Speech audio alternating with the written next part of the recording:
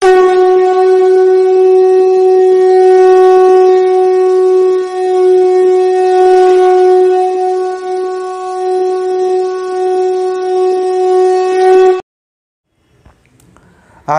বন্ধুরা, আজকে আলোচনা করব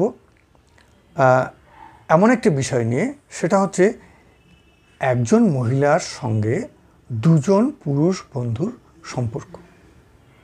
এবার সম্পর্কটা কেমন বা কেন সম্পর্ক তৈরি হলো, এটা আমাদের বিচার্যের বিষয়। ফোকাসটা কিন্তু আমাদের বিচারের ক্ষেত্রে ঠিক ওই জায়গাটাতে থাকবে যে একজন মহিলা বন্ধুর সঙ্গে দুজন পুরুষ বন্ধুর তাদের মধ্যে একটা বন্ধুত্বমূলক ফ্রেন্ডলি রিলেশনশিপ, সেটা লাভ অ্যাফেয়ার্স হতে পারে বা খুব ভালো সম্পর্ক আপনি বোঝাতে পারেন, যা খুশি হতে পারে।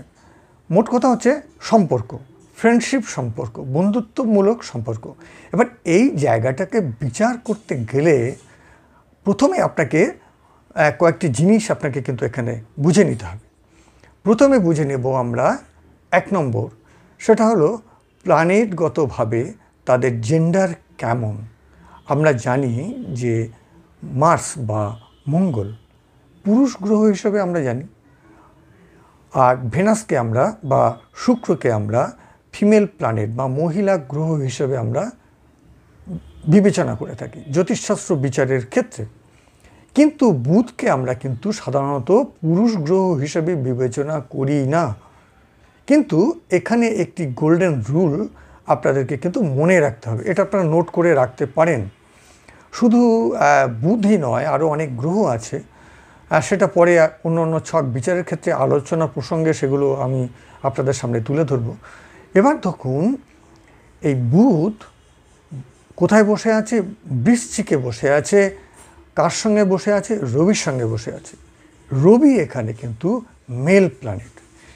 এই মেল প্ল্যানেটের সঙ্গে 0 থেকে 15 ডিগ্রির মধ্যে যদি বা একই রাশিতে বুধের সঙ্গে কোনো পুরুষ গ্রহের একদম জোরালো কাছাকাছি সম্পর্ক তৈরি হয়, একদম লেগে থাকা, গায়ে গায়ে লেগে থাকার সম্পর্ক, সেটাকে আমরা তখন সেই বুধকে কিন্তু আর ফিমেল ক্যান্ডিডেট বা বান্ধবী হিসেবে বিবেচনা করব না। সেই বুধকে আমরা বিবেচনা করব মেল প্ল্যানেট হিসাবে। এবার তাহলে দেখলাম যে তাহলে ভেনাসের এপাশেও কিন্তু যে প্ল্যানেটটি রয়েছে বুধ, বা সেই বুধকে আমরা কিন্তু মেল প্ল্যানেট হিসেবে আমরা দেখলাম। তাহলে ভেনাস তার দুপাশে দুটো মেল প্ল্যানেট। এবার বলেছি যে মিউচুয়াল। এবার আমরা ওই যে বললাম যে এবার আমরা দেখছি যে এই মিউচুয়াল এক্সচেঞ্জ এই গ্রহের মধ্যে, এই যে চার্ট আপনারা দেখলেন যে কন্যায় রয়েছে মঙ্গল, তুলায় রয়েছে শুক্র, আর বৃশ্চিকে রয়েছে রবি বুধ। এদের মধ্যে যখন মিউচুয়াল এক্সচেঞ্জ হবে, বিশেষ করে মঙ্গল আর বুধের মধ্যে, কেন বুধে এই কন্যার অধিপতি হচ্ছে বুধ আর বৃশ্চিকের অধিপতি হচ্ছে মঙ্গল। এরা ইন্টার এক্সচেঞ্জ করে দুটো স্থান পরিবর্তন অবস্থায় রয়েছে। এবার তাদের মধ্যে যদি মিউচুয়াল এক্সচেঞ্জ হয়, মানে প্রত্যেকে তার নিজের নিজের ঘরে চলে আসে, কাল্পনিকভাবে এটাকে কিন্তু আমাদের বিচারের ক্ষেত্রে ধরে নিতে হবে।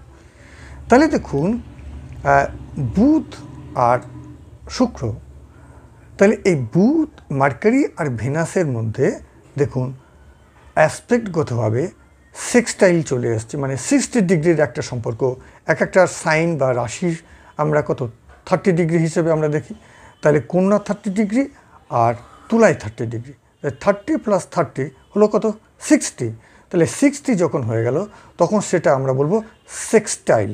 এই যে সেক্সটাইল অ্যাসপেক্ট, এর বৈশিষ্ট্য হচ্ছে অপরচুনিটি, ফ্রেন্ডশিপ, বন্ধুত্বমূলক সম্পর্ক, মানে পজিটিভিটি, ভালো দিক, শত্রুতা নয়।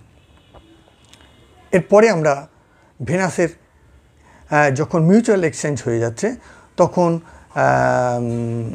বুধ আবার এই মঙ্গল আবার এদিকে চলে আসছে, তখন ভেনাস থেকে আবার কিন্তু সেই সেক্সটাইল অ্যাসপেক্টে চলে আসছে। এটা গেল। এরপরে আমরা আফটার মিউচুয়াল এক্সচেঞ্জের পর আমরা দেখব বুধ এপাশে রয়েছে, কন্যায় রয়েছে, আর তুলায় রয়েছে শুক্র। তাহলে এই বুধের সঙ্গে শুক্রেরও 30-60 ডিগ্রি, এখানেও আমরা একটা সেক্সটাইল আমরা কনজাংশন পেলাম। তার ফলে এখানেও সেই নিউ অপরচুনিটি, ফ্রেন্ডশিপ অপরচুনিটি, বন্ধুত্বমূলক সম্পর্ক। তাহলে অ্যাসপেক্টগতভাবে আমরা দেখলাম দুটো মেল প্ল্যানেটের সঙ্গে একটি ফিমেল প্ল্যানেটের দুই দিক থেকে একটা জোরালো বন্ধুত্বমূলক সম্পর্ক। বিচারের ক্ষেত্রে ধরা হয় যে এই ধরনের সিচুয়েশান যখন কোনো চার্টে আপনারা লক্ষ্য করবেন, তখন বুঝতে হবে যে এই মহিলার সঙ্গে দুজন পুরুষ বন্ধুর সুসম্পর্ক তৈরি হবে বা হওয়ার সম্ভাবনা প্রবলভাবে রয়েছে। এবার ক্ষেত্রে আমরা এইভাবে এইটাকে বিচার করলাম। বিচারের এইভাবেও আপনারা যখন একটা চার্ট বিচার করবেন, আপনারা তখন এইভাবে বিষয়গুলোকে আপনারা দেখবেন। তাহলে আজকে এখানে শেষ করছি।